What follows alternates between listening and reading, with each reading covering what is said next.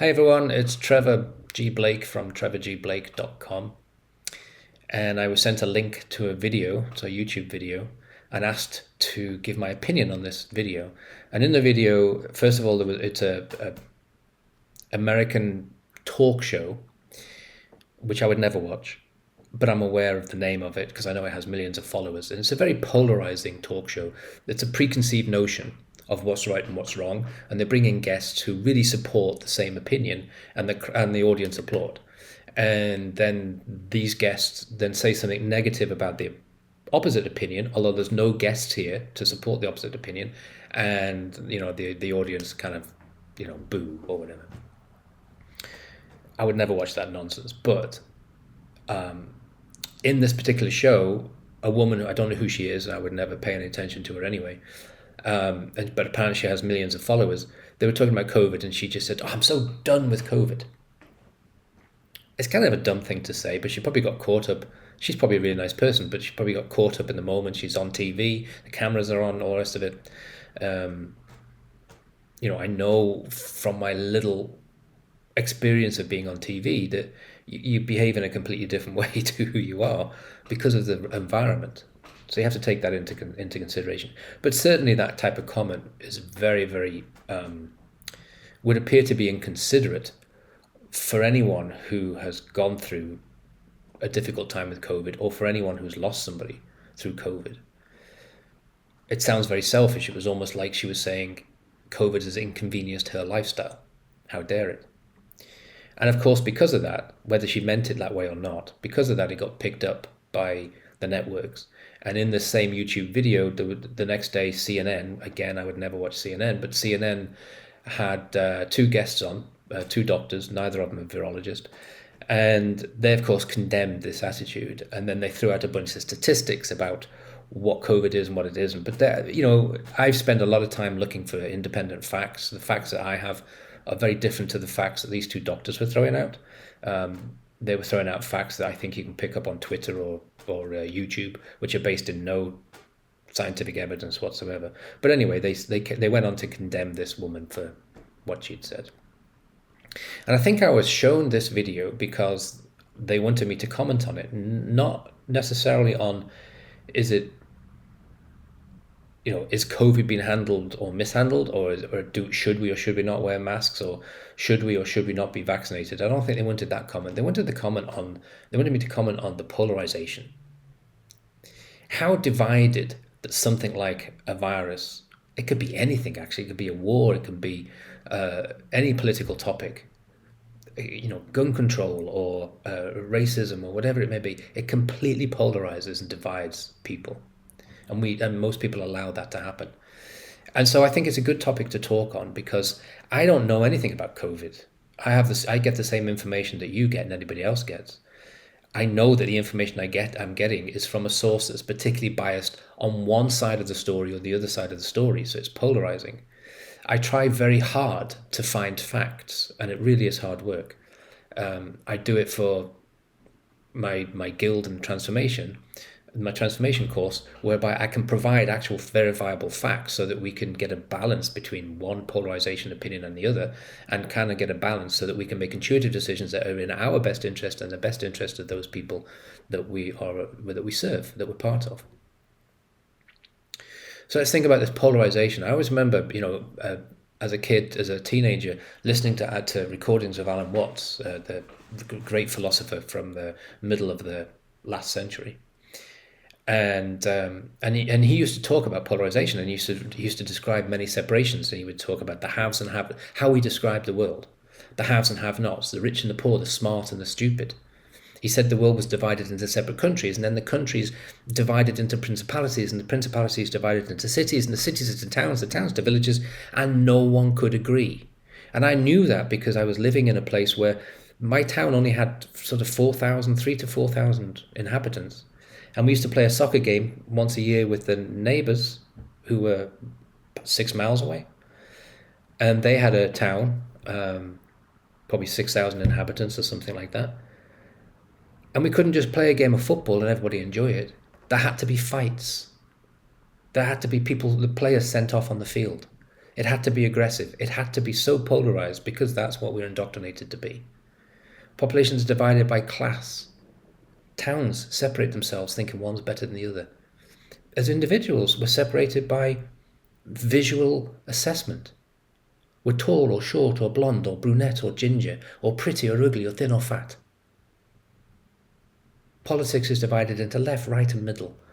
Conservative, liberal, liberal Democrats, Republicans, Democrats, communist, maniacal. They are all maniacal. Monarchical. Dictatorships. Companies have hierarchies.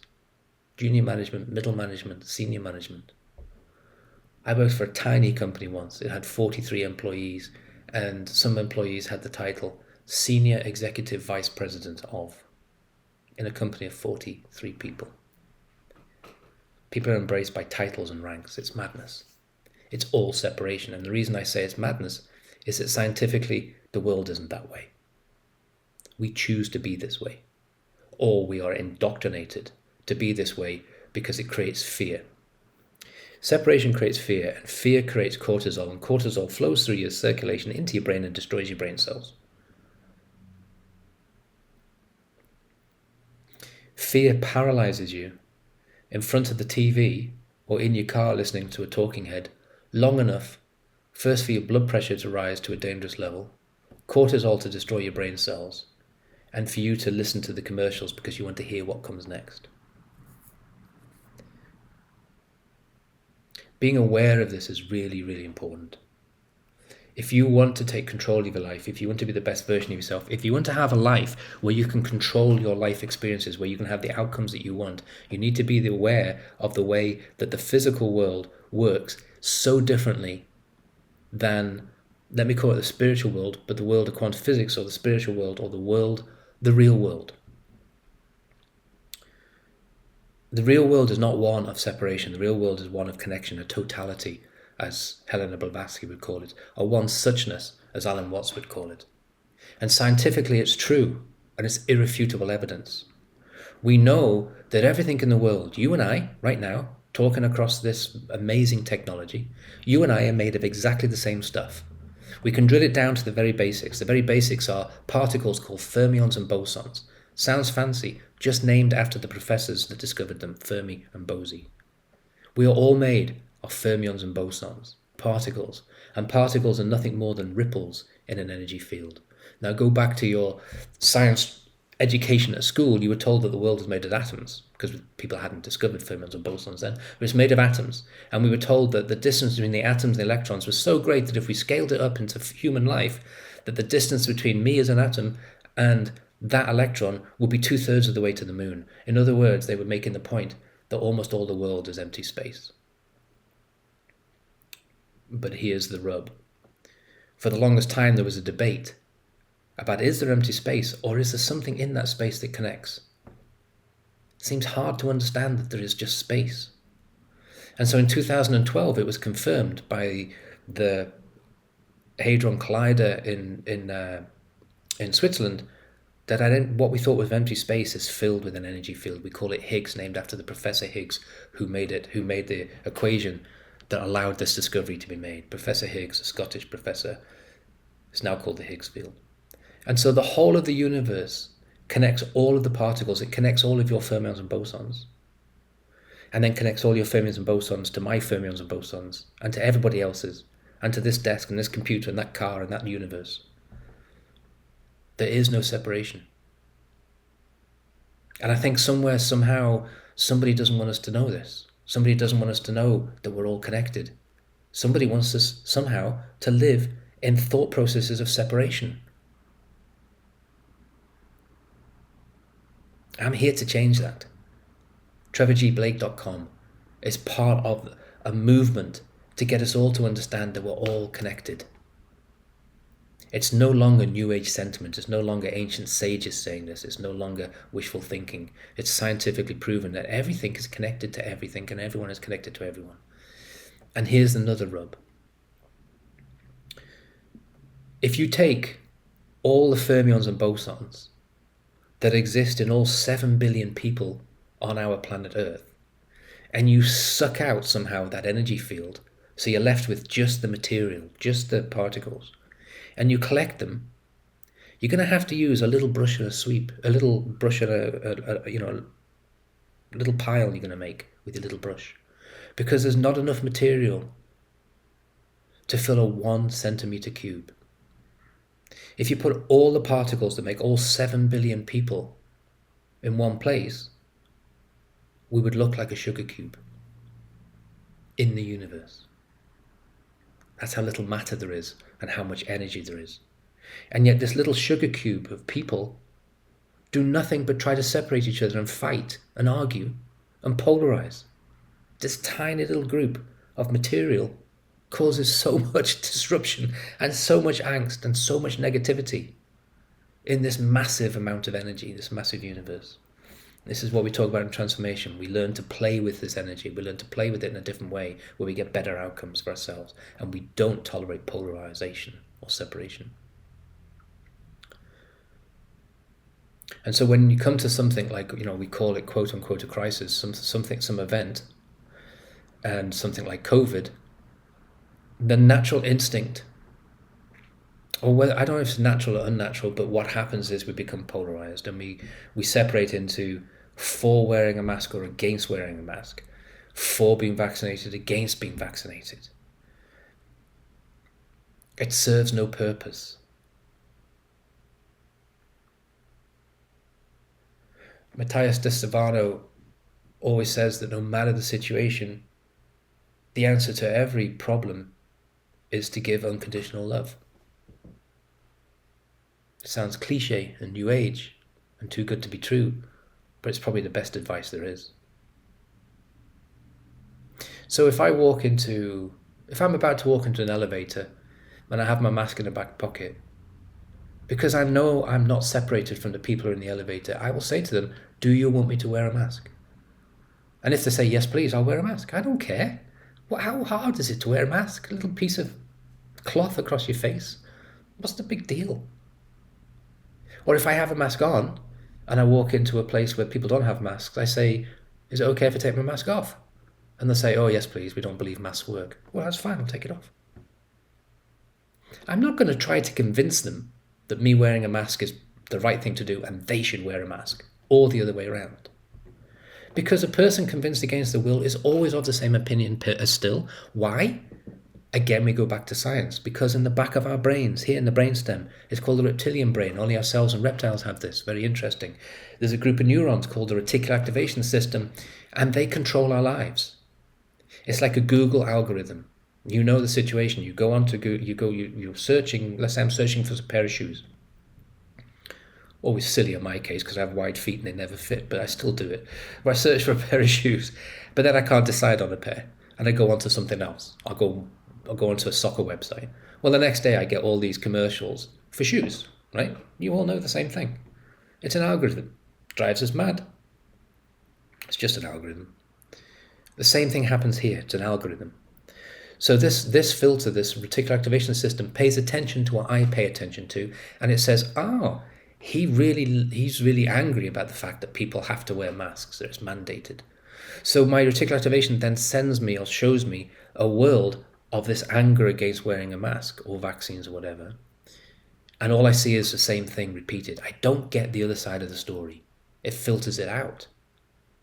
So I choose my TV channels accordingly, my radio channels accordingly, my news information accordingly. I don't do any of those things. I don't watch TV news or anything like that, because in transformation we learn to switch it off and be very, very, very careful about what we allow into our senses. Balance is so important. Truth is so important. Truth will set you free. So, but the reticular activation system is not trying to harm us or even help us. It's just doing it's like a Google algorithm. It's got no emotion. It's got no soul. It's got no conscious. It's just repeating. And so we learn in transformation to reprogram and reboot our reticular activation system. But if you don't do that, you will receive exactly confirmatory information to support your opinion. And then you go from the silliness of not wanting to wear a mask, to getting angry about being mandated to wear a mask, to getting into a march against masks, and then into a fight with people who are for masks. Madness, separation. Fear paralyzes. It's not necessary. What's necessary is to think of it differently. There is enough scientific evidence, in my opinion, to show that while wearing a mask is not perfect, and while getting vaccinated doesn't solve all the problem, doing both of those things offers the opportunity to reduce the number of people who die. And as a connected being, I have an obligation towards that. If my wearing a mask, and I believe there's enough evidence to show that it might help, and if me being vaccinated, and I've seen enough evidence to show that even if it might not help anybody else, it certainly will reduce my symptoms. If that can save one life that would unnecessarily otherwise be lost, then why wouldn't we do that? If we're separated, we wouldn't do it. We'd look after ourselves, because that's how separation works. But if we understand that we're all connected, then surely what we want to do is what my mother used to say, Trevor, no matter how much it costs you, no matter how hard it is, always do the right thing. And I've lived by that my whole life. And I think something like COVID gives an opportunity to step back. You know, the foundation of magic is the ability to observe objectively, to assess, and then to react appropriately. And I think if we stop being so against stuff and being so separated and step back and just say, does this really matter? Is this really important? What if I just do what's right that could possibly help one person? Then that's what we should do. And that's the only answer I have. It's just my opinion.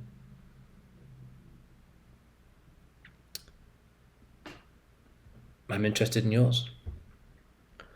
And that's it. So thank you for listening. TrevorGBlake.com.